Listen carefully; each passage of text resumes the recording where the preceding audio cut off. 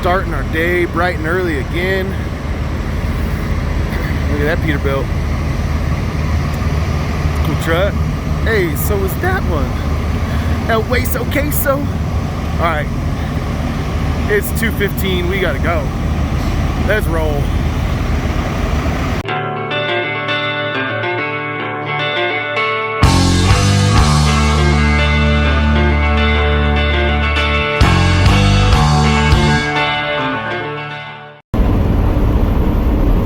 We're getting on down the road. We left about 2:30. Google Maps says we should get there at about 6:46. We got just under 300 miles to go to get to the Mrs. Fields warehouse in Salt Lake City, Utah. But we also know that Google Maps lies. You lie. Come on, Steven. The Eagle eggs were a lie. Yeah. So Google Maps lies, we know that. But I double checked it with the Trucker GPS app, which I use the Hammer app on my phone, and it said we should be there in about 5 hours. Google Maps said it should take us about 4 hours and 15 minutes. So I figure somewhere in between there is the truth. Somewhere in the middle lies the truth. So we left about 2:30, and we should get there before 7:30 for our 8 a.m. appointment. Leave ourselves a little bit of wiggle room just in case we run into anything on the road. And we are 35,000 pounds heavy. Not 35,000 pounds total. That's how much weight we have in the box. So we're about 70,000 pounds gross. And so we're going to be, climbing over some hills and some mountains and stuff. So it'll take some time to get there, but we'll make it.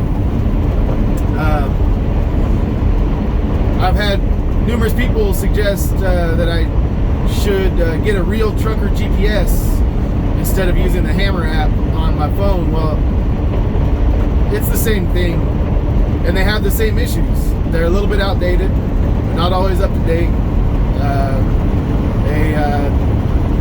They sometimes say there's a weight limit or a length limit that maybe no longer applies.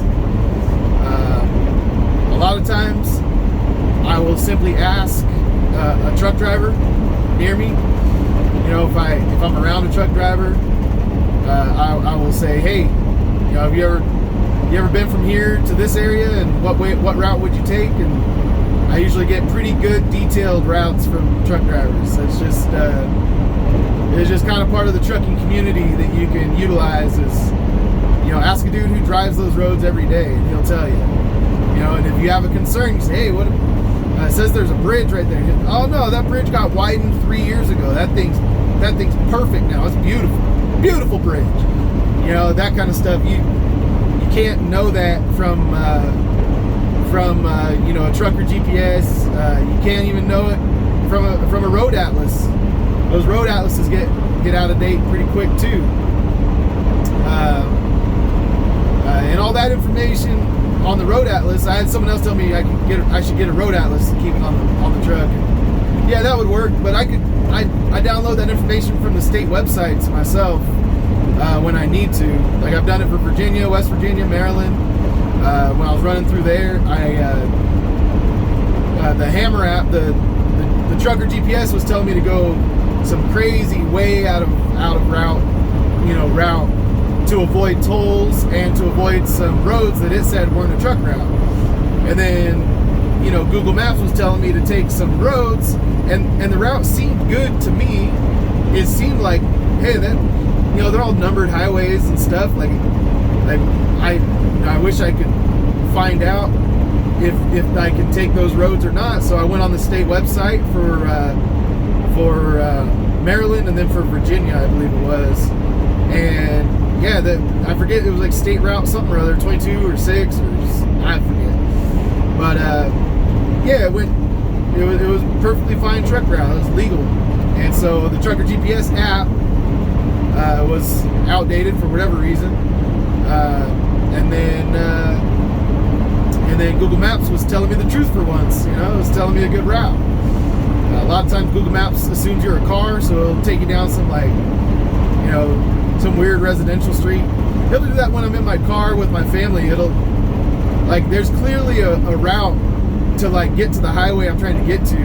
That's a clear route. Hey, you just take this road straight down and get on the freeway. And then it'll send me through some neighborhoods and through some little, going down the, some poor people's street, trying to make me save 30 seconds or something by avoiding a stoplight by going through a neighborhood. And I'm like, dude, I don't want to drive through people's neighborhoods to get to the freeway. That's not the route that you shouldn't drive down residential streets as a shortcut. I mean, unless there's some significant thing, but we're talking through people's 25 mile per hour neighborhood streets, a housing tract. Yeah, I'm not. That's silly. That's silly. Google Maps is lame. So anyway, all right. All that to say, we should be getting there around 7:30, 7:15, and we got plenty of time.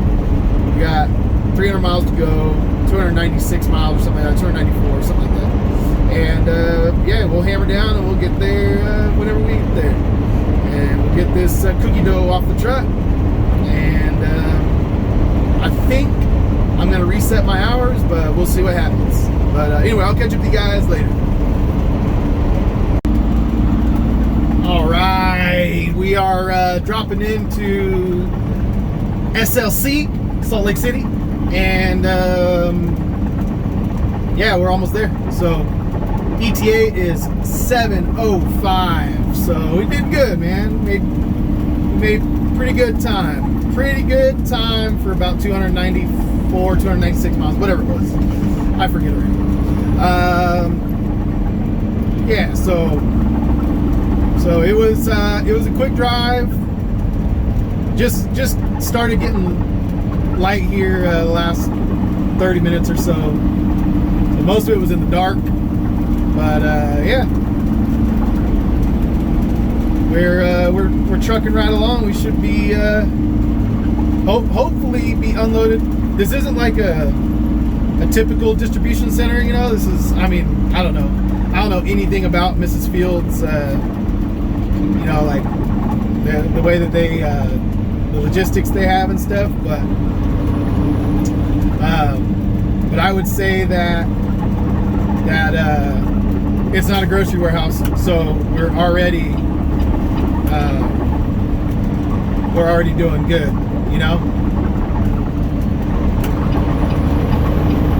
Man, there was no more signs. There was a couple signs way far back there, but there wasn't any new signs to let you know when that merge was going to happen.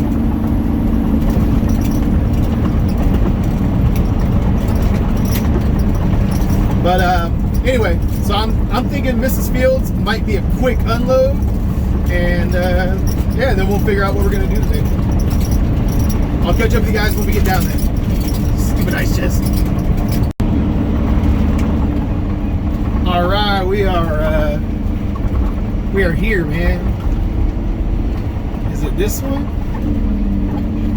No through truck traffic. Let's see. It's not that one.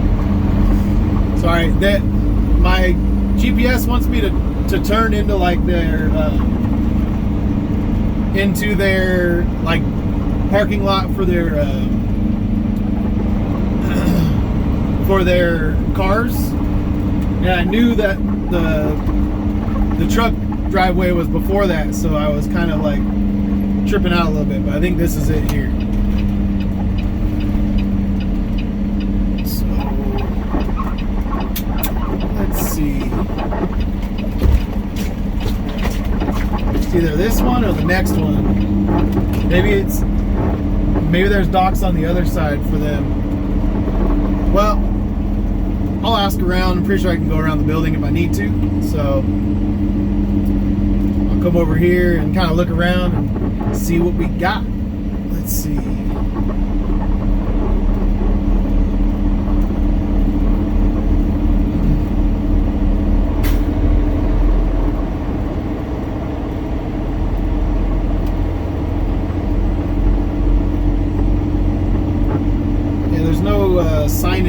here at all. I'm pretty sure the other side just has cars. So these are the docks. I just gotta figure out what door to go into. So yeah, I don't know. Let's see, what is that? There's a faded sign right there on that door. Is that for Mrs. Fields? It is. Hey, I stumbled upon it. Shoot, we're too early. It says receiving Monday through Friday, and they don't receive until 8 a.m. So, all right, I guess we'll just hang out for a little while. I'll go pull on the door and see if anyone's there. You never know. Sometimes they lie.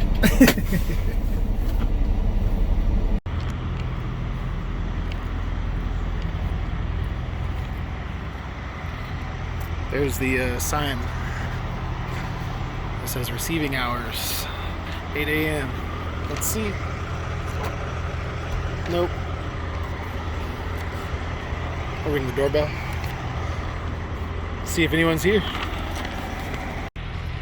All right, so I checked in. He said bagging into 3, don't break the seal. The guys will be here at 8 to unload me, but he'll check me in. So cool. Just hang out and wait for a little bit. See how long this takes. All right, we got out of there. Took them a little while to get me unloaded and counted up and everything, but you know, it's not too bad. Not too bad. Shoot, what time is it? It's 9:30, so it's still not terrible. So I'm gonna factor these loads. The one from Friday, I closed out the load too late to submit it, so I will submit it today as well as this other load, and so we'll get some money in the bank account, which is good because that was fun. Which is good because I'm gonna go drop some money on some trailer tires right now. So we'll go do that. I'm gonna go. I just called around and priced out some tires. I didn't really. I did call a couple of the Megas to try and see if I could get on their tire programs, which is kind of a little owner-operator hack. You know, if you haul for JB Hunt, if you haul for CR England, if you haul for XPO or one of these, you can get on their tire programs, but the tire program people must not start work until later because no one's calling me back, and I kind of just figured, you know what, I need them. I got an interesting wear pattern going on these. I think my trailer is a little out of whack as far as its I noticed it doesn't dog walk as bad as some of the trailers I've pulled in the past for other companies, but it does just a little bit to the right, just a smidge, and I really notice it when I'm backing up, and I'm like, oh man, there's I have to compensate for this just slight out of alignment. But I think over 100,000 miles on these tires, pretty much it's worn them into a weird pattern. So it kind of got to the point where I'm like, hey, I need to just make this happen, man. Like I got good tires while I'm out on the road. I'd love to make it all the way back home, but I just don't think I should push them, you know? There's some things in life you can put off, and other things in life you can't. So washing the truck, you can put it off. But yeah, tires, no, don't put that off. So, and in fact, I've already put them off, if I'm honest with you guys, because I noticed the interesting wear pattern a while back, and I just thought I can get some more life out of them. And now we're at the point where they're dead. There's no more life to get out of them. We've gotten all the life we can, plus some, so we got to make it happen, Captain. So anyway, we'll head over to this tire shop and get these things changed out, and go from there. Cool. All right. said he had time to do them right now, and that he'd give me a little bit of a discount, so I'm gonna come over here and check it out, man. Check it out.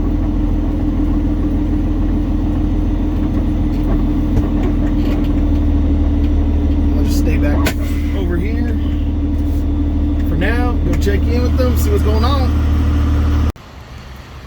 All right, we're getting the new tires on there. The new tires.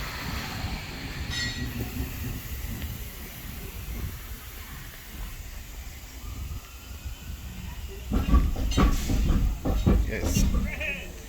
See how those are wearing out all weird. Some of them are worse than others. But look at how bad this one is. So, yeah. They're wearing all crazy and weird like that, and I just thought it's time, man. It's time.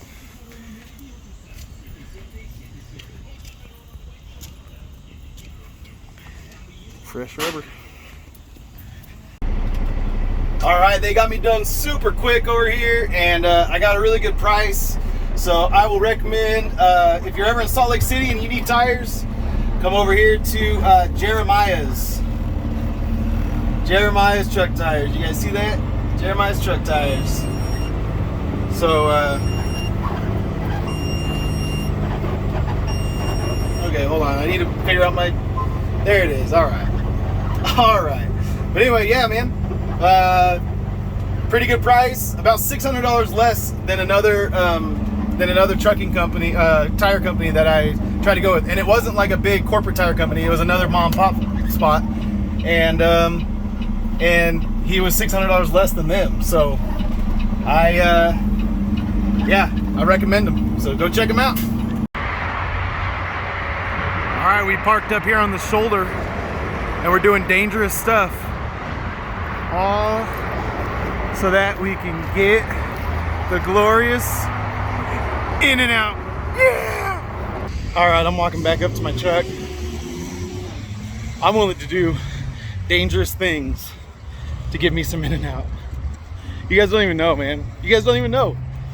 When I got there and I could smell it, those grilled onions cooking, just pumping that glorious aroma out of their hood vents.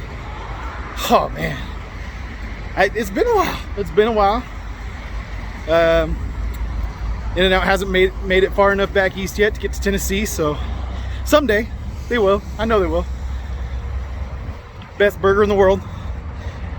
I heard some kid, he's like, I don't know why we came to In-N-Out. Culver's is better. I was like, I stopped eating, I looked up, all his friends looked at me, they're like, yeah, no, I don't think anyone agrees with you on that, bro. And I was just like shaking my head like, did your mom drop you on your head when you were a baby?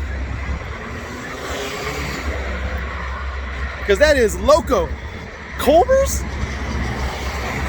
I mean, at least the Whataburger thing, like, it's totally garbage. Like, I like Culver's more than I like Whataburger, but at least I know Texas people are already demented about stuff from Texas, so I give them a pass. I'm like, yeah, that's what they do. Everything, it's Texas forever. That's how they do everything. Everything's bigger, everything's better in Texas. And so I know that's, their religion, and I give them that. Who cares? But most reasonable people, we're up here walking on the on-ramp. This is why I said we're doing dangerous stuff. Dangerous stuff to get my In-N-Out, bro. But all right, I'm gonna get in here and stop being a dork and make sure that I don't get run over before I get to my truck. And I cleared open the passenger side so I could just open up the passenger side and get in that way. I cleared my ice chest out of the way before I left, so we'll be safe. We're safe.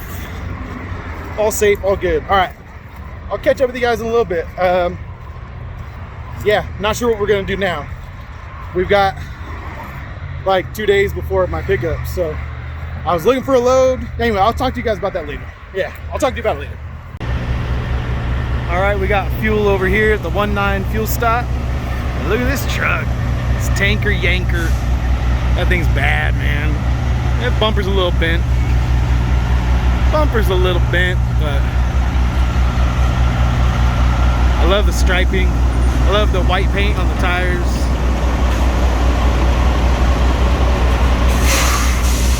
I like the 7 clearance lights, clear LEDs. It's a cool truck. So is that one. All right, let's get a rolling shot of this tanker when he pulls up from the stop sign and turns left. Because it's a beautiful truck, man. It's a beautiful truck. Based out of Audubon, Iowa.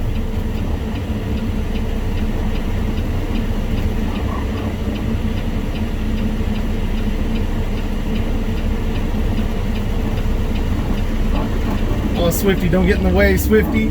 Don't get in the way, Swifty. Swift, you suck. Oh, man. That was terrible. Almost as terrible as trying to get out of this driveway. All right, we made it over here to Tremonton, Utah. And I'm at the Western Inn. Basically, 2 nights for the price of 1 at any other hotel, and it's nice, and it's got Western decor, you know, cowboy stuff. It's kind of fun. I don't pick up till Wednesday morning, so I just kind of had to figure something out. I didn't want to stay in the truck. It's about 90 degrees, a little over 90, and just sitting in the truck all day at a truck stop just isn't my cup of tea. So hey, $100-something bucks. I'll stay in a hotel for a couple nights, use their Wi-Fi, upload video, maybe go live tonight. Who knows? Who knows? But anyway, I guess I should wait to put this video out till after I'm done staying here, so I don't get attacked. All my fans, you know, all the haters. The haters were coming, find me and hunt me down. You parked in the dirt. I did. I am. The plan is to get a truck wash. There's a truck wash right next door. So the plan is to get a truck wash in the morning before I leave to go up and get my load, but it kind of depends on what time they open. But anyway, hey, I'll talk to you guys once we get inside because it's kind of hot out here. So let me grab my stuff and go inside, and then I'll close out this video.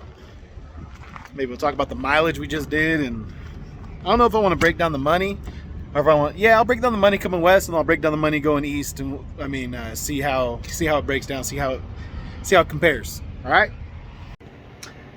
All right, I'm here in the hotel room. What?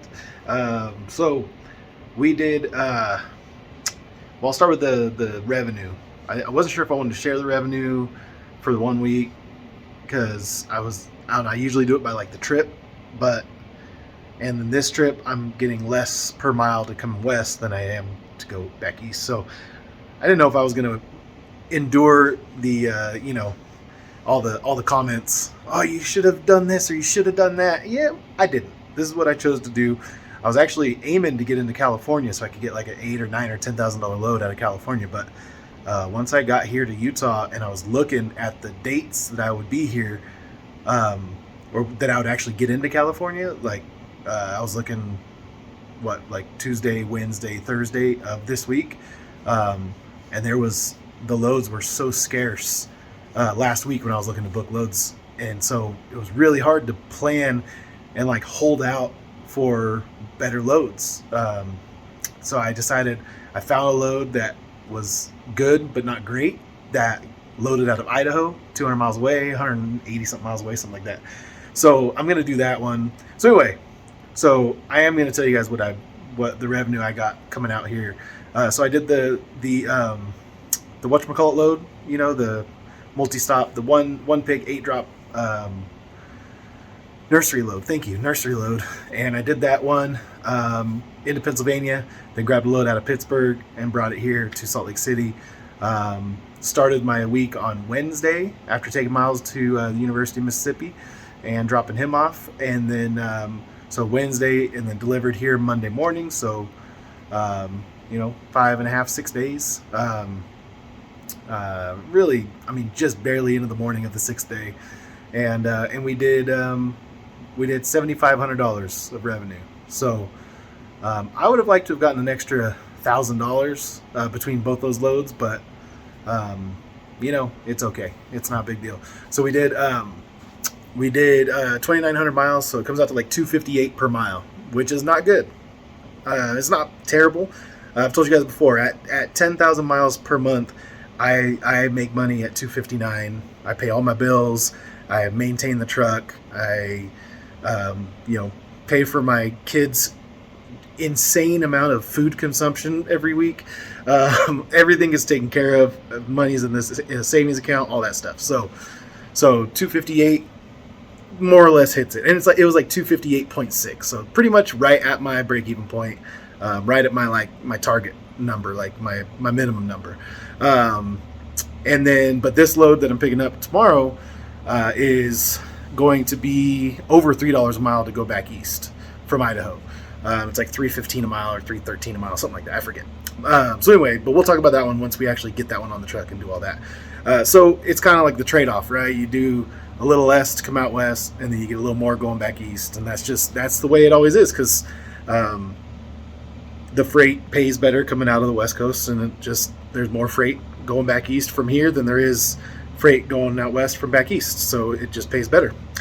So that was like the gamble that I made was getting out here, and then it was like once I had this load booked to come out to Utah, I started scouring the load boards and really just looking, okay, what am I going to get? Am I going to take another like terrible load into LA from Salt Lake City, because those were like $1,000 to go like the 800-900 miles into LA. It was crazy. I was just like, $1,000 to go 800 miles. They really are just going to pay you like $1,000 to go 800 miles. Like this is nuts. So I was thinking about doing that if I could find a $8,000, $9,000, $10,000 load going to Tennessee out of California, then then it pays for itself. But none of those were on the board. Nothing even close to that was on the board. They were trying to pay like $5,500 to go to like North Carolina and Tennessee. Not Tennessee. There was nothing that was going to Tennessee. It was $5,500 to go to North Carolina, Indiana. I think there was one. There was a couple more going to Florida that were like maybe $6,500, something like that. But that was it. And I know as we get closer, those would bump up a little bit. But it was just I got uncomfortable with the volume of loads coming out of California. So I decided we're just going to take the sure thing, this load out of Idaho, and so that's what we're going to do. But anyway, so $258 per mile for this week, $7,500 of revenue, and like $2,700 worth of fuel, something like that. So it a third of the revenue going to fuel is like scary. But yeah, we'll see if we can do a little better next week. And we already got this load booked to pick up Wednesday morning, and we'll do that. And then we'll see what we can get from Pennsylvania back to get home, because I definitely want to get home. There's a red Peterbilt going next door. There's an Ambest right outside my window, so I just get trucks going by all night long. So I might leave my window open and just check out all the cool trucks that go by. All right. Anyway, love you guys. Peace out. See you on the next load.